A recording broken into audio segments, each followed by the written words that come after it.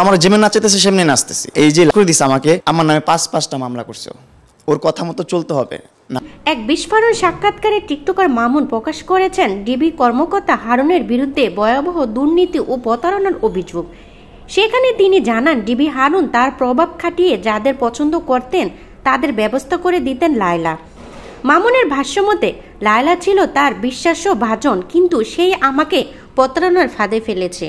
মামুন অভিযোগ করে বলেন, ডিবি হারুন আমাকে ডেকে নিয়ে বলেছিল, তুমি ডিবি অফিসে আসো, তোমার সাথে গুরুত্বপূর্ণ কথা আছে।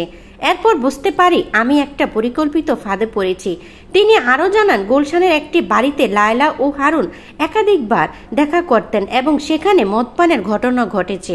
মামুন বলেন, ডিবি হারুনের যে মেয়েটি ভালো লাগতো লায়লা সেটা ম্যানেজ করে দিত। এসব ছিল প্রভাব প্রতিপত্তি এবং ব্যক্তিস্বার্থে গড়া একটি চক্রের অংশ। তিনি আশঙ্কা প্রকাশ করে বলেন, আমি এখন ভয় পাচ্ছি, বুঝতে পারছি না কিভাবে এই ফাঁদ থেকে বের হব। আপনারা সবাই দয়া করে আমাকে সাহায্য করুন।